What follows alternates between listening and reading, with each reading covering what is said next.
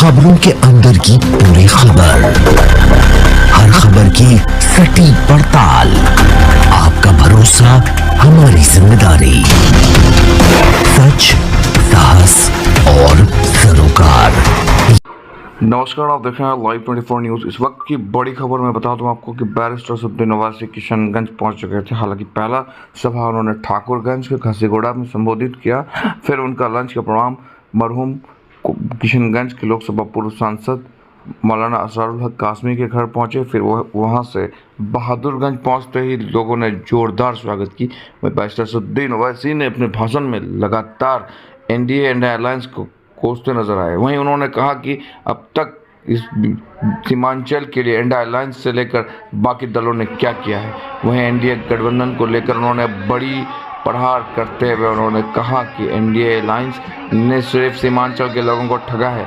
एक तरफ जावेद स्थानीय सांसद हैं, उनका दावा है कि 1 लाख किलोमीटर पैदल चले हैं, तो ओवैसी ने इस बात पर चुटकी लेते हुए उन्होंने कहा कि अगर 1 लाख किलोमीटर चले हैं तो एक दिन का 100 किलोमीटर, यानी बताइए कि वो कहाँ 1 लाख किलोमीटर चले। तो वही लोगों ने भरे महफिल में ही कह दिया, सांसद घर से कभी बाहर ही नहीं निकले, लोगों ने उसे देखा ही नहीं है। वहीं ओवैसी ने कहा कि पूर्व विधायक तौसीफ आलम ने कांग्रेस के, उन्होंने ही अपने सांसद की खिंचाई कर दी है। तो इस बार अब सीमांचल की जनता को तय करनी है, किशनगंज की जनता को तय करनी है कि इस बार अख्तर उल इमान को भारी बहुमत से पार्लियामेंट भेजने का काम करेंगे, तभी सीमांचल की लड़ाई मजबूती से लड़ी जा सकती है। ओवैसी ने इशारों में कई बातें कह दी। आइए इस रिपोर्ट को देखिए, पूरी स्पीच में क्या कहा उन्होंने।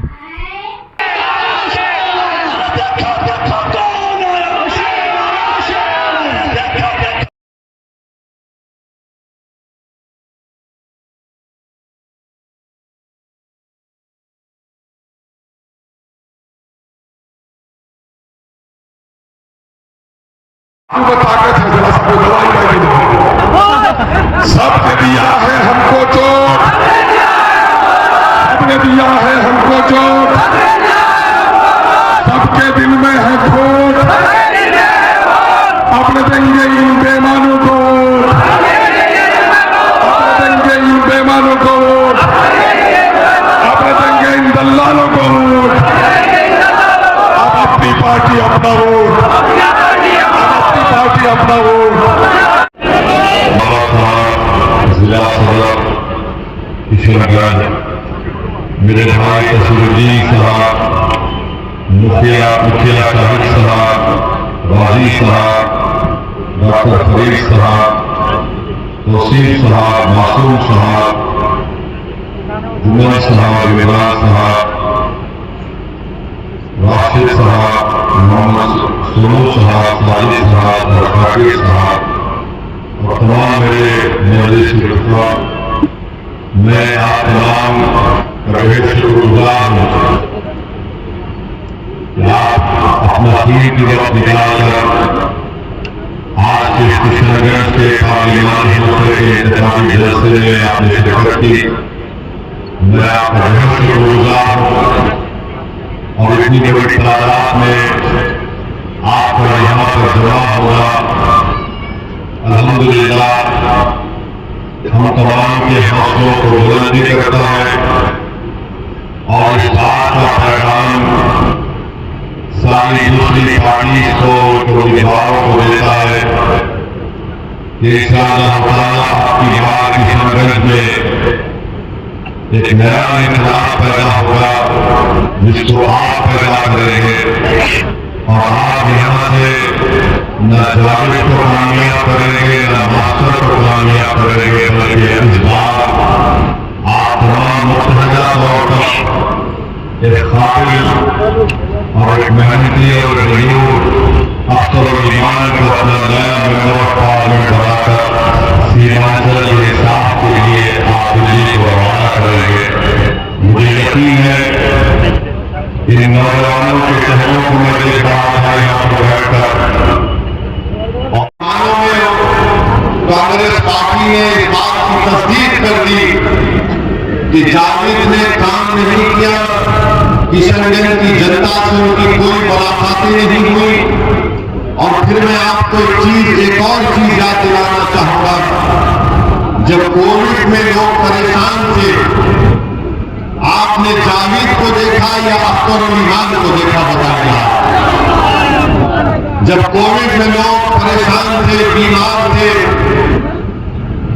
सीमांचल की आवाम अगर हैदराबाद में फंसी हुई थी, मुंबई में फंसी हुई थी, तो उनको वापस लाने का इंतजाम या उनकी कोशिश करने का इंतजाम अगर कोई कर रहा था तो जावेद नहीं कर रहे थे, अख्तर ईमान की क़ियादत में मंजिश कर रही थी। मेरे अजीज दोस्तों और बुजुर्गों, जब तौसीफ साहब ने खुद ये कह दिया कि जावेद नाकारा है, तो बहादुरगंज की जनता का काम ये है कि वो अपने वोट को जाय होने से बचाएं, अपने वोट को इस्तेमाल ना करें जावेद के लिए, क्योंकि याद रखिए अगर आपका वोट जाय होगा तो खुदा न खास्ता इसका फायदा बीजेपी और जेडीयू को हो सकता है।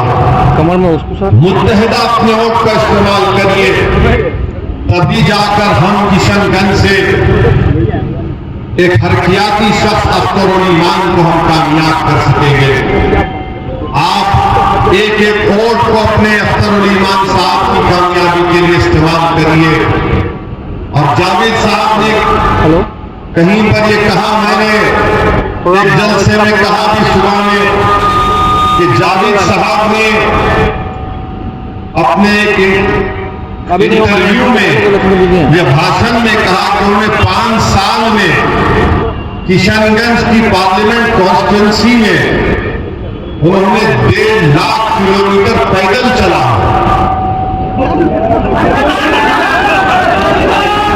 1.5 लाख किलोमीटर पैदल चला है। अब हम तो कांग्रेस पार्टी से कहेंगे कि आइंदा जब ओलंपिक्स होगा उसमें चलने का एक गोल्ड मेडल होता है, जावेद को भिजा दो, जावेद गोल्ड मेडल जीत के ला दो। कोई 5 साल में 1.5 लाख किलोमीटर चलने का मतलब ये कि रोज 100 किलोमीटर चलना पड़ेगा उसको। हाँ, घर से नहीं निकलता है। तो मालूम हुआ कि जावेद और मोदी में लंबी लंबी फेंकने का कंपटीशन चल रहा है। कुछ तो ढंग की बात करिए। जनता को बेवकूफ समझते हैं क्या ये लोग कि मैंने 5 साल में 1.5 लाख किलोमीटर पैदल चला।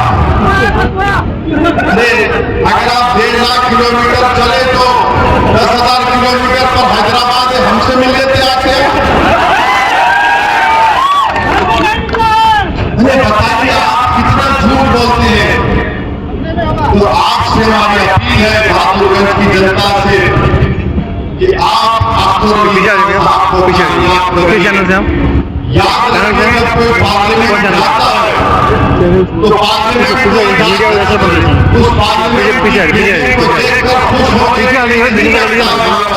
वो जब पार्लियामेंट को जमीन बोलते हैं कि मैंने बड़ी कोशिश की।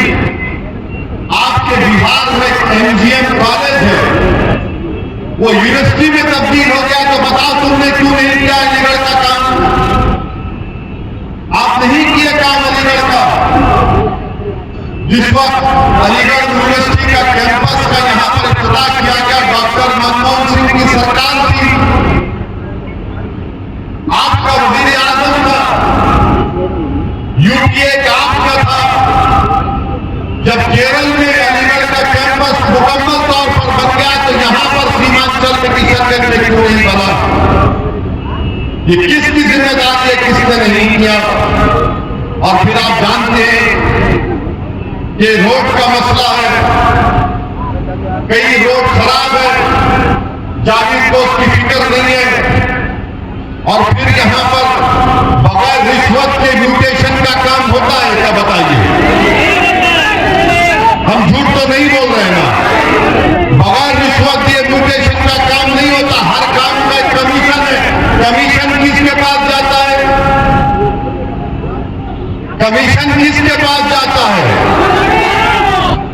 अब आप बताइए, जावेद साहब उसको भी नहीं रुका सके, कुछ नहीं रुका सके। और फिर साथ ही साथ रेलवे स्टेशन है, पूरे सीमांचल में सबसे ज्यादा पैसा वही कमाता है। किशनगंज का जो रेलवे स्टेशन है सबसे ज्यादा पैसे वही कमाता है, दूसरे स्टेशन